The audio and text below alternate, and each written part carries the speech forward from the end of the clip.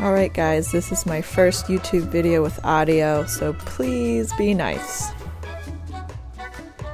The materials needed are a medium to small putty knife, 3 to 4 shallow plastic buckets with lids, plaster, water, and some tight-fitting rubber gloves.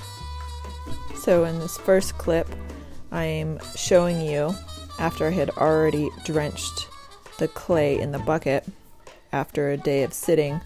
I'm now kneading it and going through and finding any large chunks and just mushing them with my gloves until the whole bucket is a consistency of Cool Whip, and you'll see that it looks very creamy in the bucket on the right.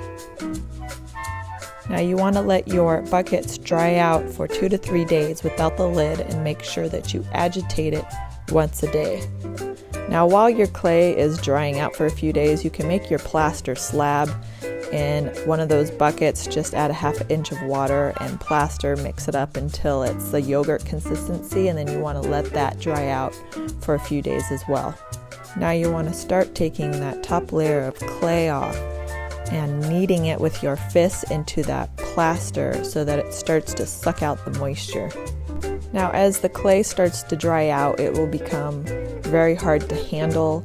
It will become very sticky and want to stick to that plaster, and so you're going to want to start taking that putty knife and scraping it off of the plaster, and your clay will start to become darker, and it will allow you to start making it into a large ball and kind of rolling it around on the plaster, picking it up and throwing it down, and starting to create more of what you typically see in the store. When you buy clay, it will be in a square block.